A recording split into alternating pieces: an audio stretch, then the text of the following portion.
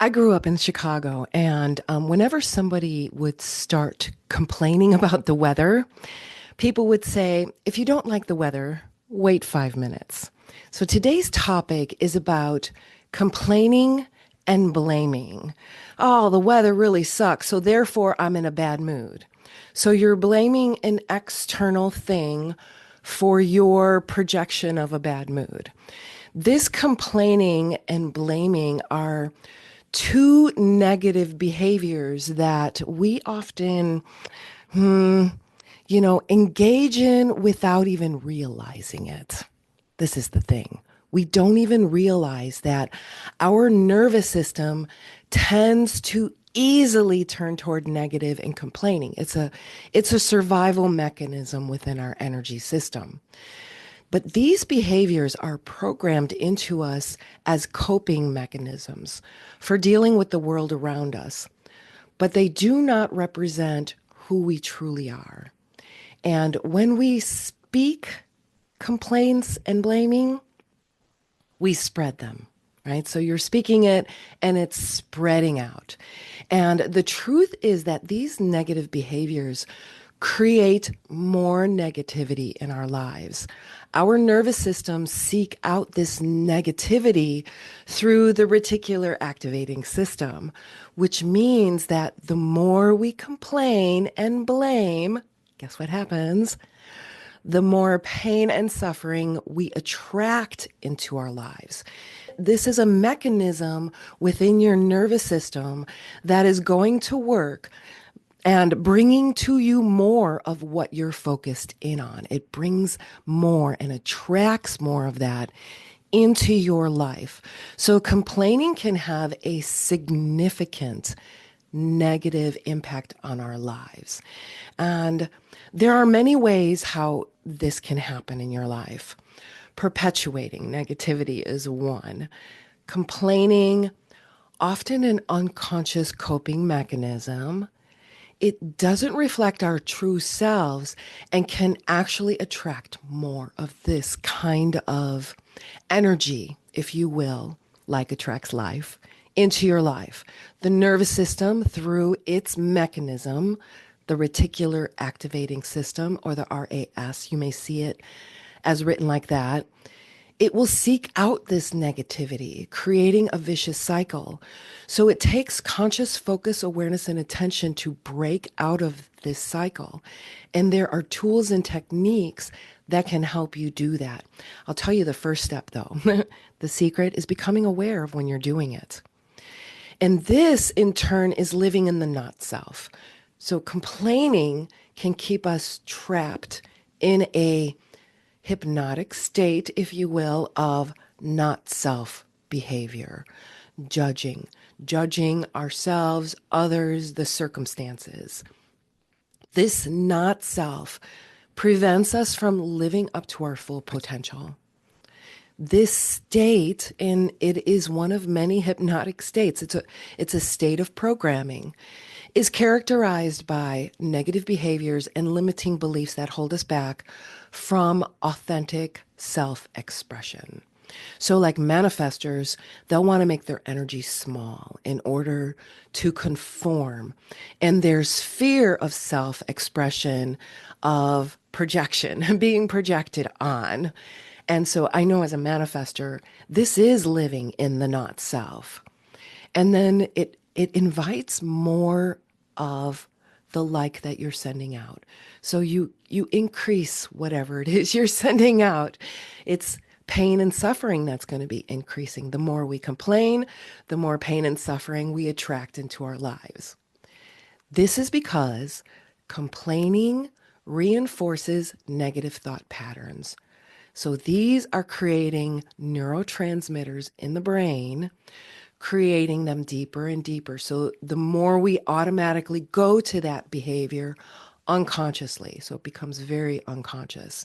And these are patterns and emotions that make us more susceptible to experiencing negativity. We go right to the negativity. I mean, just look at social media and the big psyop it has become, right? So, oh, that might be conspiracy theory for too many. Or the heretic coming out, right? I'm a 5-1. The heretic might be coming out. All right. So the next thing that happens is it impacts relationships. This constant complaining, have you ever been with somebody, a friend, a partner, that just is constantly complaining? Oh my God, shut the door.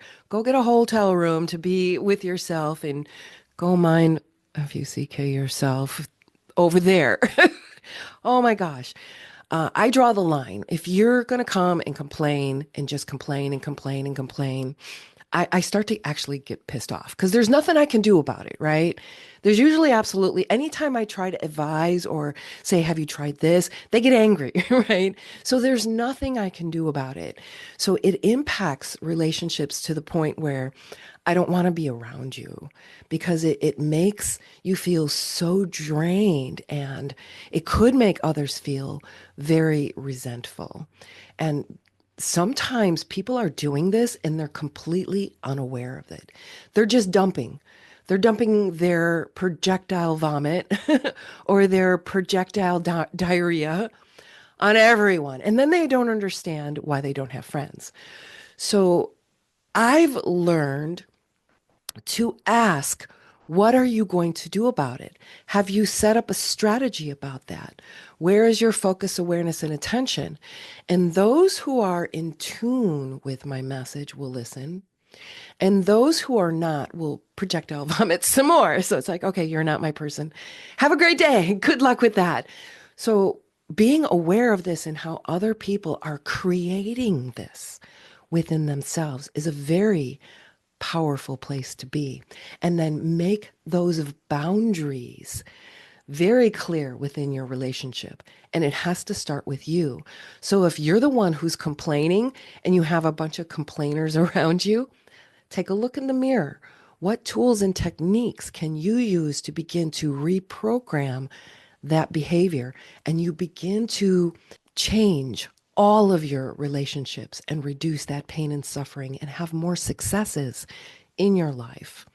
And then we also create missed opportunities.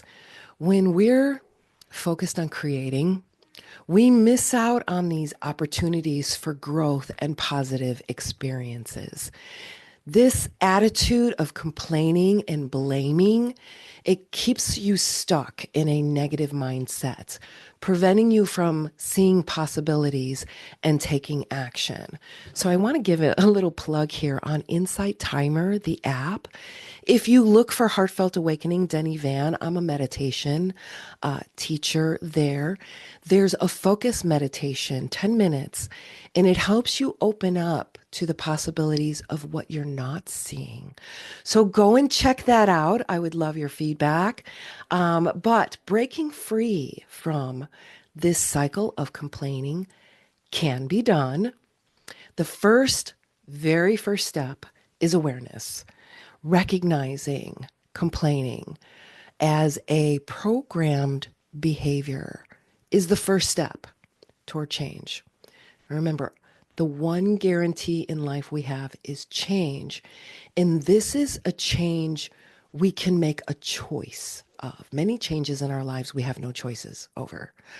But this is a change we can make ourselves by becoming more aware, recognizing complaining as a programmed behavior. This is the first step toward creating change in your mirror reality. This is how you design your reality using the mechanism within your blueprint. Mindfulness practices, self-reflection practices can help us become more aware of when we're engaging in this behavior.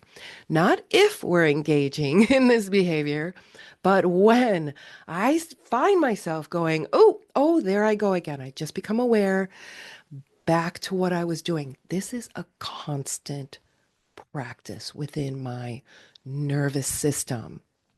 Next, it's very important to shift perspective. So when we're assessing this distraction, I just went off on something else. My focus, awareness, attention was on complaining about something, blaming something. So shifting my perspective, I can go, whoa, I'm in a state of pain on this topic. It might be a 7, 8, or 9 on the pain scale. Becoming aware and shifting perspective to this can help us move from a subjective perspective, such as, I am this, I am angry, I am frustrated, I am bitter, I am resentful, all of these things, from I am these things. It's creating pain on the pain scale, high number. 10 is the worst. 7, 8, 9, 10. It's a 10 on the pain scale. What this does is it moves us, it shifts us in our nervous system from a subjective experience to a more objective viewpoint. For example, I can say, I am really angry about this. And if I ever see this, yada, yada, yada, yada, anger. So I am, and my nervous system is this, and it's sending out the reticular activating system to bring back more of this.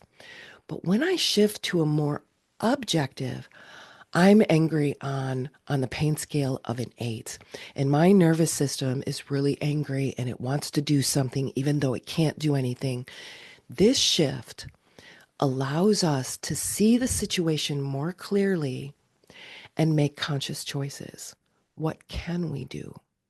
And there are tools and techniques that we can use on an energetic level first, and then in the mirror world, it starts to reflect that. We can't change it in the mirror world until we change it in our inner world first. So what I do in the work that I do is I apply superstring theory to a behavior model. And it was Michio Kaku who said something along the lines of, we're aware of the 4 dimensions. We have the 3 dimensions and then time, or time and space. But what he said next was very interesting. The other 6 dimensions must have imploded on themselves somehow. So this shift of perspective brings us into the inner dimensions, and it allows us to create change on deeper levels, because on the mind and surface levels, we can't make those changes. It has to come from deeper levels. And just by first becoming aware and then shifting perspective, these are the first 2 steps that we use to activate your success mechanism within your human design. Once you have these 2 things and you start to activate them within your human design, your reality really begins to shift. The next thing we have to do is reprogram our mindset. And this is where hypnosis, self-hypnosis, those type of tools really come in handy with reprogramming and deconditioning. And we can challenge these negative thoughts and replace them with positive affirmations. But here's the key. These affirmations have to be in line with your nervous system. So if I tell you to say an affirmation, I am loved, but your nervous system says, no, the bleep way, we're going to have to find something to start picking away at integrating the knowledge, wisdom, and understanding of whatever that block is. And then come to a point where you can say, I am loved, and your nervous system believes it fully. This is the key to reprogramming your mindset. So it doesn't matter what your human design energy type is, these program behaviors affect all of us. They bring about the not self and prevent us from living up to our full potential. So, how can you become aware of when you're activating this programming? Again, one way is to assess how much pain it's causing in your life using the pain scale of 1 to 10. Again, 10 being the worst type of pain. Hospitals use this. And a little tip here, this is where you can begin to measure your results. And in our program, we have measurable results, and we want to measure those results as we move through of the process of reprogramming the nervous system. So once you put that number on it, you shift from a subjective perspective to an objective one. This is the first step in the four-step success mechanism that's already part of your unique design. It just needs to be activated. Once it's activated, it's self-directed. Awesome. So if you're ready to break free from these negative patterns once and for all, I invite you to sign up to our newsletter to know that when I have one-on-ones available, when I have focused group sessions available, and when I have private retreats, and if you happen to work in a company where we offer wellness program workshops there for nervous system reset tools and techniques. And if you're ready to do that, I invite you to visit our website. It's going to be in the link below in the description. But through this personalized coaching sessions in human design, deconditioning, these group support calls, and other like minded individuals begin their transformational journey. You have a blueprint on where you need to go.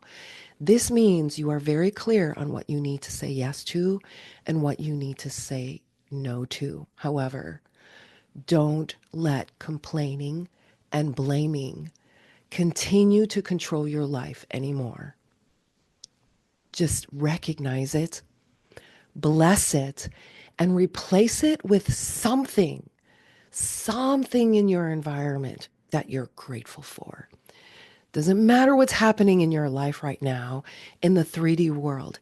Everything in the 3D world is temporary. As we've already seen, those who have can suddenly have not. Those who have not can suddenly have. So in this 3D environment, we are constantly moving and changing.